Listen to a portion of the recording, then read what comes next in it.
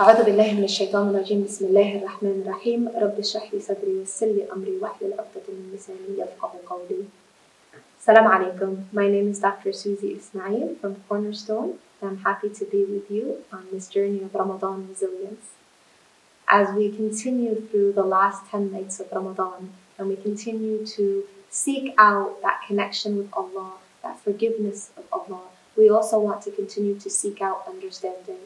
We've talked a lot about mental and emotional well-being. We've talked also about anxiety and depression, sadness and sorrow and grief. But today we want to dive a little bit deeper into some of the mental health struggles that are illnesses that can really impact our functionality, that we need to better understand. Many of you may be familiar with some terms like OCD or BPD, BPD1, BPD2. Maybe they're terms that you've heard, but you don't fully understand how it impacts you or impacts those that you love. When we look at OCD, which is obsessive compulsive disorder, we see that it is an ailment and an illness that can be born of trauma. It can be born of facing very difficult circumstances and not healing from that trauma. So for example, if we look around at the world around us today, we see that just recently, a few months back, at the end of August, beginning of September, we saw many individuals, muhajireen, refugees, who were forced migrants from their homes in Afghanistan, leaving and entering into other countries, safe havens, and starting the process of resettlement. Just a few years back, we saw many of our Syrian brothers and sisters leaving their homes, entering into refugee camps, going through the process of resettlement and experiencing grief and loss and severe trauma. Currently, we're watching the news and we see the trauma that's coming out of the Ukraine with so many refugees escaping the country, leaving their homes. We saw it occur in Iraq, we saw it occur in Bosnia, and we see consistently the impact of war, of poverty, of crises, and how that war, poverty, and crises can cause trauma.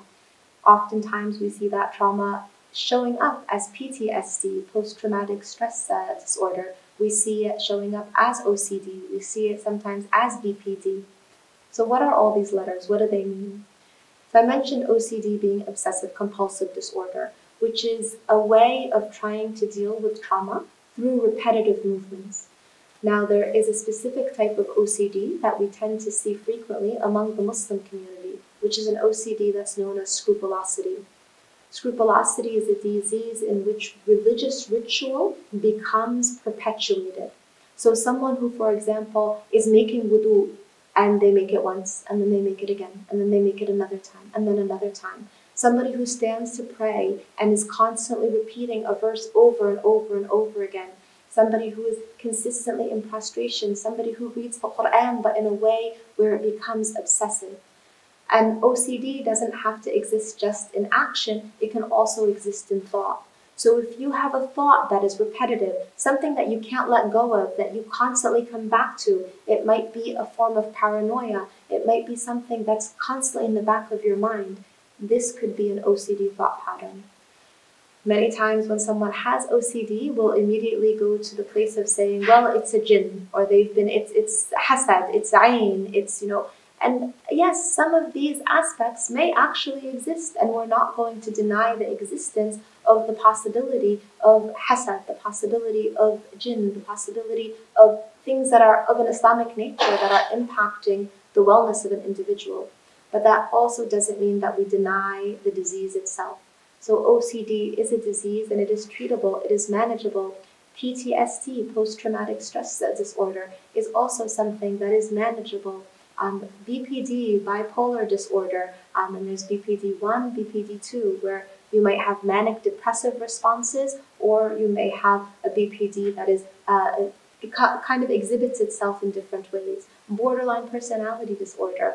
All of these diagnoses differ from what we talked about in terms of depression and anxiety because they are often clinically diagnosed, right? Whereas we see people self-diagnosing sometimes when it comes to anxiety and depression.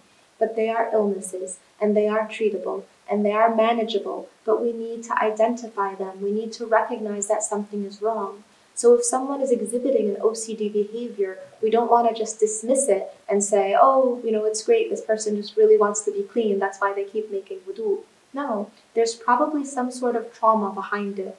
And we often see scrupulosity being exhibited by many of our refugee clients that we serve because of the trauma they've experienced in forced migration, and it may manifest itself in OCD behaviors. Don't ignore it. Identify it. Be aware of it. Don't stigmatize it. So many people among us that may struggle with bipolar disorder and are highly functioning and are able to continue and move forward and are able to live enriching, fulfilled lives, but we have to manage it and we have to treat it. So I hope that you can continue in these last few nights of Ramadan to continue watching iTVusa, where we'll keep diving into these topics, important topics that we need to talk about as a community. So I'm excited to see you there. Jazakumullahu khair. Assalamu alaikum.